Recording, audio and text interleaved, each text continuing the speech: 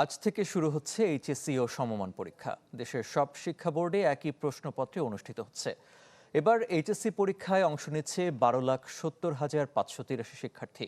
গেলবারের তুলনায় যা প্রায় 20,000 বেশি। এবার 2,997টি কেন্দ্রে অনুষ্ঠিত হবে পরীক্ষা। বাংলা প্রথম পত্রের মধ্য দিয়ে শুরু হচ্ছে পরীক্ষা পর্ব। প্রশ্নপত্র ফাঁস ঠেকাতে নেওয়া হয়েছে বিশেষ নিরাপত্তা ব্যবস্থা। প্রশ্ন ফাঁসের কোনো সম্ভাবনা নেই বলে জানান আন্তঃশিক্ষা সমন্বয় বোর্ড। তবে সব বোর্ডে একই মানদণ্ড বজায় রেখে উত্তরপত্র মূল্যায়ন করা এবং প্রশ্ন ফাঁস প্রতিরোধ করাই এখন প্রধান চ্যালেঞ্জ হিসেবে দেখছেন শিক্ষাবিদরা। লিখিত পরীক্ষা চলবে 2 জুলাই থেকে 8 আগস্ট পর্যন্ত, আর 15 আগস্টের মধ্যে শেষ হবে ব্যবহারিক পরীক্ষা।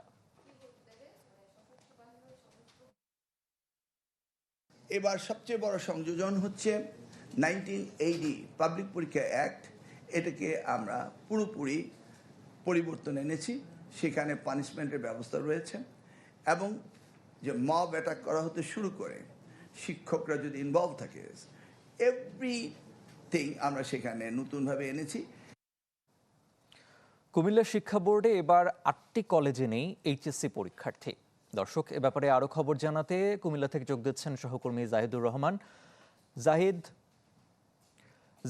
এবার 8টি কলেজে কুমিল্লা বোর্ডে এইচএসসি পরীক্ষার্থী না থাকার পেছনে কারণ কি জানতে পেরেছেন আমাদের জানাবেন। আমাদের উঠে দাঁড়াতে হবে। স্পিড, সকল অন্যায়ের বিরুদ্ধে রুখে দাঁড়ানোর এনার্জি পার্টনার।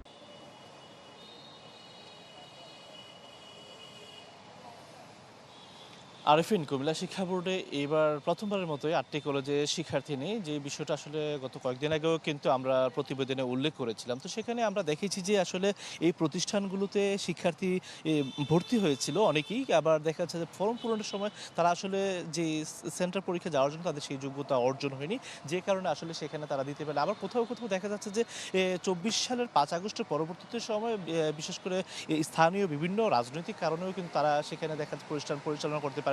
এছাড়া দেখা যাচ্ছে কিছু কিছু প্রতিষ্ঠানের ক্ষেত্রে আসলে তারা স্কুল শাখা, যেখানে কলেজ শাখায় নতুন করে নেওয়া হয়েছে, সেখানেও কিন্তু দেখা যাচ্ছে নতুন করে অনুমোদনের কারণে তারা আসলে সেখানে সেই ধরনের তারা দিতে পারেনি, যে কারণে আসলে এই 8টি কলেজে এবার প্রথমবারের মতো আসলে তারা সেখানে কোনো শিক্ষার্থী। তো এই বিষয়টি আমরা বোর্ড যিনি চেয়ারম্যান তার সাথে কথা বলেছিলাম। তিনি বলেছিলেন যে আসলে এই বিষয়টি শিক্ষা মন্ত্রণালয়কে জানানো হবে এবং একই সাথে যে 8টি প্রতিষ্ঠানের পরীক্ষার্থী নেই তাদেরকে লিখিত ব্যাখ্যা চাওয়া হবে এবং তারপরেই কিন্তু এই প্রতিষ্ঠানগুলোর বিরুদ্ধে পরবর্তী আইনগত যে পদক্ষেপ সেটা কিন্তু নেওয়া হবে এবং মন্ত্রণালয়ে সুপারিশ করা হবে। তবে এক্ষেত্রে একটা তথ্য আপনাকে জানিয়ে রাখতে চাই যে 13টি শিক্ষা প্রতিষ্ঠানের কিন্তু গত বছর একাডেমিক স্বীকৃতি বাতিল করা হয়েছিল বেশ কিছু কারণে। আসলে সন্তোষজনক যে শিক্ষাগত পাঠদান সেটা না থাকার কারণে মূলত এই উদ্যোগ নেওয়া হয়েছে। তো আজ যে পরীক্ষা সেটা কিন্তু আমি এই মুহূর্তে কুমিল্লা শিক্ষা বোর্ডে আছি এবং এখানকার যিনি পরীক্ষা নিয়ন্ত্রক ডক্টর মোহাম্মদ শফিকুল ইসলাম তার সাথে কথা বলেছিলাম। কিছুক্ষণের মধ্যেই কিন্তু ভিজিলেন্স টিম পরীক্ষার উদ্দেশ্যে রওনা হবে। যেহেতু আজকে প্রথম পরীক্ষা, সেটাকে কেন্দ্র করে কিন্তু কুমিল্লা শিক্ষা বোর্ড কর্তৃপক্ষ তৎপর এবং